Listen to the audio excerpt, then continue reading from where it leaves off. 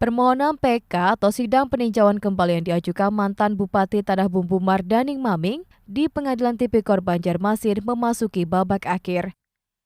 Kamis petang, Majelis Hakim Pengadilan Tipikor Banjarmasin yang diketuai Suwandi telah menerima tanggapan termohon dari JPU KPK RI atas keterangan dua saksi ahli yang diajukan Mardani dalam persidangan sebelumnya.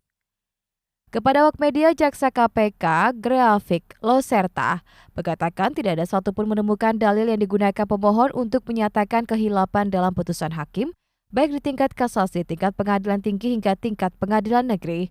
Sehingga KPK meminta agar Mahkamah Agung RI dapat menguatkan putusan pengadilan yang telah berkekuatan hukum tetap serta menolak permohonan PK yang diajukan pemohon. Hari ini secara resmi kami selaku termohon pengajuan peninjauan kembali yang diajukan oleh terpidana Mardani Maming, yaitu kami penuntut umum pada Komisi Pemberantasan Korupsi telah menyampaikan kesimpulan resmi pendapat atas beberapa hal yang kita jadikan sebagai pegangan.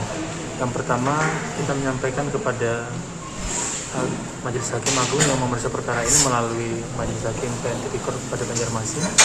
Yang pertama, tidak ada satupun dalil yang dapat digunakan oleh pihak pemohon untuk menyatakan bahwasannya terdapat kekhilafan yang nyata dalam putusan hakim baik tingkat kasasi, tingkat pengadilan tinggi sampai pada tingkat pengadilan negeri.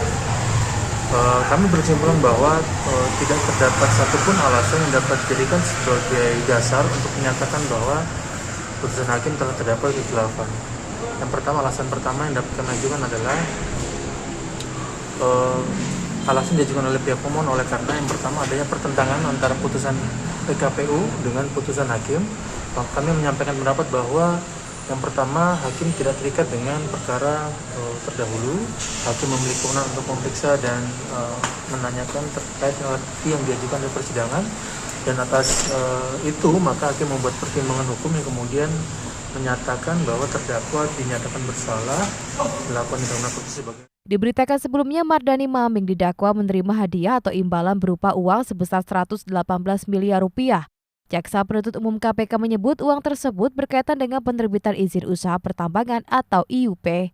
Atas perbuatannya di tingkat kasasi, Mardani Maming divonis 12 tahun penjara dan membayar uang kerugian negara sebesar 110 miliar rupiah. Tim Liputan Duta TV Banjarmasin.